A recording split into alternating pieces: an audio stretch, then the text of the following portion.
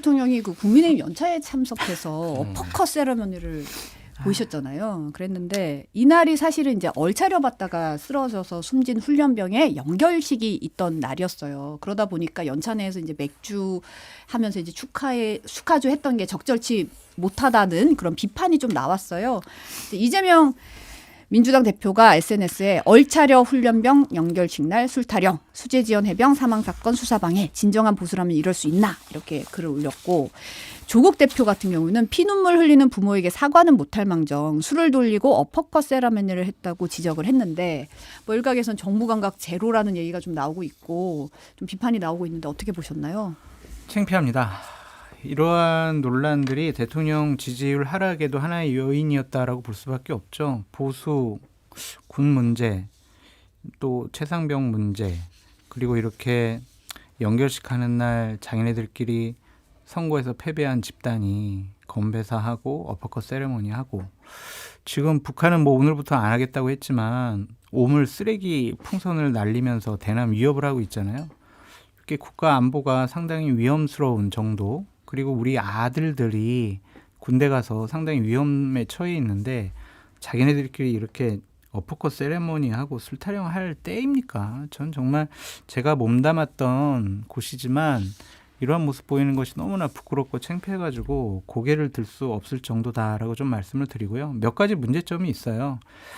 그거를 이제 하라고 어떠한 의원이 이제 좀 어퍼컷 세레머니 좀 해주세요라고 해서 대통령이 이제 가시다가 이제 한 것 같은데, 그걸 얘기한 의원이나 하란다고 하는 대통령이나 그걸 또 했다고 공개적으로 그 사진을 풀하는 대통령실이나 도대체 뭐 하는 사람들인지 정말 너무 한심해요.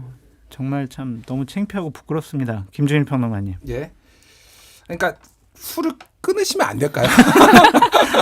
아니 진짜 진지하게 말씀드리는 건데, 대통령께서 임기 동안 술을 입에 안 대겠다라고 하시면은 지지율 한 5%포인트는 오를 것 같아요. 제 느낌으로 진짜로. 그러니까 아까 전에 제가 그 얘기했잖아요. 이게 스타일의 문제가 있다. 대통령에 대해서 신뢰를 좀 할 수 없는 부분들이 굉장히 많아요.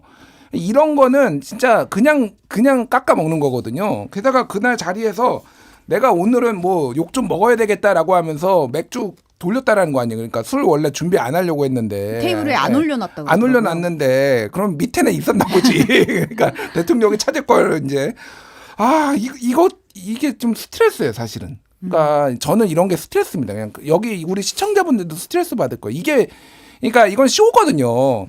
오늘 그 데일리한 정기수 칼럼, 이분이 예전에 경향신문에 계셨던 분인데 훌륭하신 선배인데, 윤석열 때 아닌 어퍼컷 날리다 카운터 훅 맞다. 뭐 이런 제목이 이거예요. 보수 이제 칼럼니스트인데, 훈련병 연결식나 연찬의 맥주 입이 10개인가 이러니 정무감각 제로란 말을 듣는다. 그러니까 이런 얘기들이 보수가 보기에도 한심한 거예요, 솔직히. 그러니까 그냥 진짜 대통령께 간곡히 말씀드립니다. 임기 또 예전에 노무현 대통령이 그러셨어요. 노무현 대통령이 본인 임기 동안 술 안, 이거는 조기숙 교수가 이제 홍보수석이 예전에 얘기를 했던 거거든요. 네. 노무현 대통령이 나 임기 동안 술 안 먹겠다라고 얘기하시고 지켰다라는 거예요, 그거를.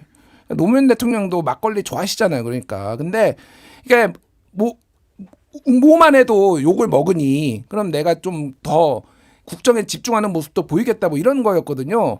그런 거라도 한번 하시면 좋겠다, 진짜. 금주선언 해야 된다. 금주선언 해야 된다, 진짜로. 예, 정말로 국정에 집중하겠다. 그렇게 말들이 많이 나오니 제가 남은 임기 동안 술을 입에 안 대겠습니다. 이렇게 딱 한마디만 하셔도 진짜 5% 제가 확신합니다, 진짜. 대통령실 그 책상에 뭐 모든 책임은 여기에 있다. 벅스탑이. 네.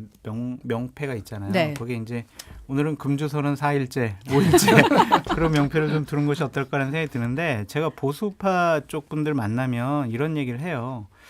윤석열 대통령 빼고 리셋을 한번 하셔야 될 것 같다. 리셋. 재정비해야 된다. 네. 윤석열 대통령이 본인의 스타일이나 여러 가지 성격이나 성품이나 국정 운영 방식 안 바꿀 것 같다.